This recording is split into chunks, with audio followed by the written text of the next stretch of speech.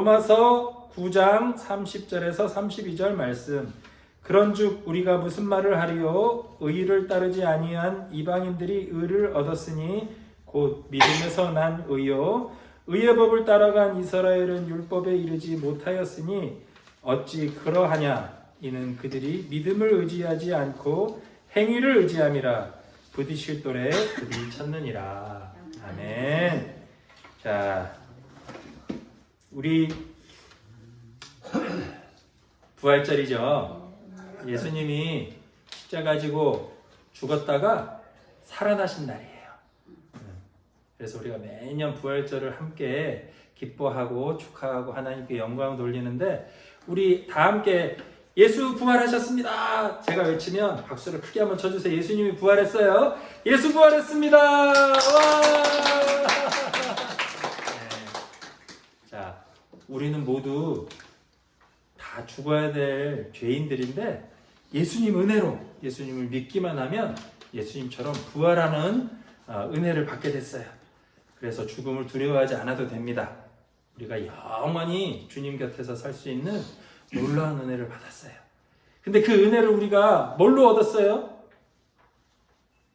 우리가 열심히 착한 일 해가지고 영원한 부활의 그 영생을 얻었어요? 아니요. 자, 뭘로 얻었어요? 예수님이 십자가에 못 박혀 죽으시면 네. 예수님이 죽었는데 그럼 그걸 뭘 해야 그 부활을 우리가 살 수 있어요? 다시 살아나요. 믿음. 네. 오늘의 핵심은 믿음이에요, 믿음. 근데 믿는다는 거. 여러분, 예수님이 부활하시고 예수님이 여러분을 위해 부활의 생명을 주셨다는 거 믿습니까? 네. 이 믿기만 하면 우리는 영원히 살 수 있어요. 근데 지금 로마서 1장부터 8장까지 사도 바울이 이 의와 믿음에 대해서 쭉 얘기한 다음에 8장에 그 얘기를 길게 아주 하이라이트해요. 로마서 8장이 열정을 다해서 믿음과 의, 그리고 왜 예수님이 우리를 사랑하셨고 그걸 믿기만 하면 우리는 구원받는 걸 얘기하고서 갑자기 9장으로 탁 넘어오면 뭘 얘기하느냐? 사도 바울의 민족이 뭐예요? 유대인이에요, 유대인. 그런데 이방인들한테 선교를 다녔어요. 그런데 9장에서는 누구한테 얘기를 하고 있느냐? 유대인들에게 얘기해요. 너희들 그렇게 하면 안 돼. 예수님을 믿어야 돼. 율법에 의지해서 너희들이 의로운 일을 해가지고 구원받으려고 아무리 용을 써도 안 되는 거야. 예수님을 믿어야 돼. 라고 이스라엘 민족을 향해 안타까운 마음으로 이 로마서 9장을 쓰고 있어요. 자, 사람은 두 종류가 있어요. 행위로 무언가 해내려고 애쓰는 사람. 두 번째 사람은 믿음으로, 사랑으로 구원을 얻으려고 믿음을 붙잡은 사람들이 있어요. 여러분, 우리가 아무리 애를 쓴다고 해서 우리가 선한 일을 행할 수 있을까요? 제가 이걸 오래오래 생각해 봤어요. 어떤 사람들이 선한 일을 한다고 막 애를 써요. 그런데 그 선한 일 속에 뭐가 자꾸 끼느냐? 자기 이기심이 자기도 모르게 껴. 그래서 막 겉으로 보기에는 되게 선한 일인데 나중에 보면 열매가 없어. 왜 그러느냐? 선한 일을 하는 듯 하지만 자기 미묘하게 그 안에 자기 욕심이 들어가서 그 선한 일을 뭘 하기 위해서 하느냐 하면 보상받기 위해서 하는 사람들이 있어요. 그러니까 우리 인간의 의로움이란 게 그렇게 연약해요. 인간의 의로움은 자기 이기심에 너무 쉽게 오염이 돼요. 자, 우리 이 의를 따르는 사람과 믿음을 따르는 사람 얘기를 하면 꼭 저는 이 이야기가 떠올라요. 탕자의 비유. 누가복음 15장에 나오는 탕자의 비유가 떠오르는데 다 아시죠? 제가 여러 번 설교를 했기 때문에 교회 안 가시는 선생님들도 이 이야기는 익숙하실 거예요. 어떤 아버지한테 아들이 2명 있었어요. 이 아버지는 부자였는데 큰아들과 작은아들이 있었는데 작은아들이 어느 날 아버지 유산 주세요. 나는 먼 나라로 떠나겠습니다 해서 근데 아버지가 줘. 그럼 유산을 다 팔아가지고 돈을 만들어가지고 먼 나라로 가요.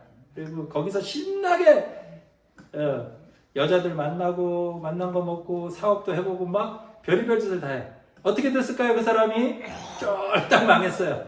쫄딱 망해서 돼지 우리치는 사람으로 전락했는데 그러다가 돼지들이 먹는 음식까지 막 훔쳐먹고 그러다가 깨달았어. 아이고 내가 잘못했구나. 그래서 어떻게 해요? 아버지께로 돌아와요. 이렇게 돌아올 때 큰아들이 그걸 봐요. 작은 아들이 돌아오니까 아버지가 어떻게 했어요? 달려가서 끌어안고 아이고 돌아왔구나 내가 너를 얼마나 기다렸는지 막 잔치를 벌여. 근데 큰아들이 그때 무슨 마음이 들까요? 이런 저 호로 자식을 저건 인간도 아닌데 저 자식을 저렇게 용서해주고 잔치를 벌여? 하면서 막 화를 내요. 그 둘째 아들이 아까 얘기한 거랑 똑같아요. 겉으로 보기엔 어떤 아들이었어요? 둘째 아들은 착한 아들인 것처럼 보여요. 그 사람이 한 행동은 뭐예요? 아버지 곁에서 뼈 빠지게 일했어. 둘째 아들이 다 날려먹은 재산 회복하는 그런 마음이었는지 어쩐지 모르겠는데 아버지를 도와서 열심히 일했어요. 겉으로 보기엔 뭐예요? 선행인 것처럼 보여요. 자기 의처럼 보여요. 의로운 사람인 것처럼 보여요. 아버지를 곁에서 지킨 사람인 것처럼 보여요. 그런데 그 마음속에 뭐가 있었어요? 이기심이 있었어요. 어떻게 하고 싶은 이기심? 아버지 재산은 다 내 거다. 내가 다 이제 저 둘째 아들은 다 도망갔으니까 잘 됐다. 내가 이 집안을 물려받으리라 하고 뼈 빠지게 일했어요. 그런데 동생이 돌아보니까 어떻게 됐어요? 이제 또다시 또 아버지가 나눠줄 것 같아. 열 뻗쳐요, 안 뻗쳐요? 열이 뻗쳤어요. 자, 이 사람의 선행은, 이 사람의 노력은 무엇을 위한 노력이었어요? 아버지를 위한 노력이었어요? 자기를 위한 노력이었어요? 자기 자신이 잘난 것처럼 보이고 자기의 이익을 추구하는 자기 이기심에 기반한 의로움이었어요. 둘째 아들은 그 돼지우리 속에서 돌아온 건 뭐 때문에요? 아버지가 있구나. 아버지가 아직도 날 사랑하는구나. 아버지에 대한 사랑, 아버지에 대한 믿음, 그게 있어서 돌아오게 된 거예요. 의롭지 않았지만 그 사람한테 뭐가 있었어요? 믿음이 있었던 거예요. 아버지는 나를 다시 받아줄 거야 라는 믿음이 있었어요. 자, 누가 행복한 사람이에요? 믿음이 있는 사람이 행복한 거예요. 아무리 세상 보기에 대단한 일을 한 것처럼 보이고 의로운 것처럼 보이고 성공한 것처럼 보이는 사람도 그 마음속에 하나님을 향한 믿음이 없고 하나님 사랑에 대한 경험이 없고 착한 척만 하는 사람은 결국 어디로 빠지느냐? 자기 의에 빠져요. 아무리 세상에서 성공한 사람도 결국은 어떻게 돼요?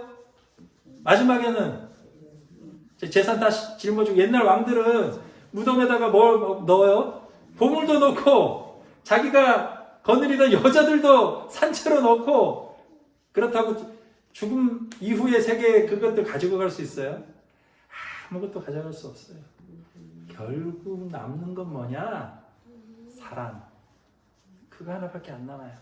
근데 왜 여기서 자기 의와 사랑이라고 안 하고 믿음이라고 했느냐? 사랑이라고 하면 헷갈려. 내가 한 사랑, 내 사랑을 얘기하는 것 같아서 헷갈릴까봐 얘기하는 거예요. 믿음은 뭘 향한 믿음이에요? 믿음의 대상이 있는데 누구를 향한 믿음? 나를 만드시고 나를 사랑해 주시고 나 때문에 십자가를 지시고 부활하신 예수 그리스도 하나님 아버지가 있다는 걸 믿는 믿음이에요. 그건 뭘 믿는 거냐? 하나님의 사랑을 믿는 거예요. 믿음이다 말하면 무조건 그 밑에 깔린 건 뭐냐? 사랑에 대한 믿음이에요. 그 사랑은 나에게서 나온 사랑이 아니라 누구의 사랑? 하나님의 사랑. 하나님이 나를 사랑해 주신 그 사랑을 믿습니다. 아버지에게 돌아가면 나는 이렇게 엉망진창이고 돼지우리에서 죄인이고 돼지우리에서 돼지가 먹는 걸 뺏어먹던 그런 사람이지만 하나님 아버지께 돌아가면 하나님 아버지가 나를 품어주시고 안아주시고 잔치를 벌일 거다라는 믿음, 그 믿음이 있어서 우리는 하나님께 돌아갈 수 있는 거예요. 자, 자기 행위를 믿는 사람들은 눈이 어디로 가는지 아세요? 마지막 핵심 포인트. 어디로 갈까요? 자기 자신한테 있고 또 다른 사람을 봐요. 왜? 나는 이렇게 열심히 의롭게 사는데 넌 뭐야? 넌 안 돼. 라는 비교의식이 생겨요. 의를 따르는 사람, 의에만 집중한 사람들은 율법을 지켜야 되기 때문에 나는 율법을 이렇게 지켰는데 너희들은 죄인이야. 나는 구원받고 너희들은 구원받을 수 없어. 라는 우월의식에 빠져요. 시선이 어디로 간다고요? 나에게만 가면 좋은데 내가 이렇게 율법을 지켜야지 하다가 어디로 간다고요? 넌 안 지키네? 너 나쁜 놈. 이렇게 사람들에게 눈이 가는 게 율법의 본성이에요. 나만 지키는 게 아니라 내가 지키니까 다른 사람들 어떻게 하고 싶어요? 너도 지켜 이놈아 하고 다른 사람들을 정죄하고 판단하는데 자동적으로 눈이 가요. 자, 믿음의 사람들은 눈이 어디로 갈까요? 옆에 사람한테 가는 게 아니라 하나님한테 가요. 하나님, 나를 용서해 주세요. 나를 계속 사랑해 주세요. 나는 이렇게 엉망진창이지만 하나님을 믿고 있으니 하나님 나를 도와주세요 라는 마음으로 하나님께 시선을 둬요. 문제는 결국 뭐냐? 내 눈을 어디에 두느냐예요. 다른 사람들을 바라보면서 우월감, 열등감을 느끼며 사는 게 율법의 사람들이라면 하나님을 바라보고 하나님의 사랑과 평화를 누리며 살려고 애쓰는 게 누구라고요? 그건 믿음의 사람이에요.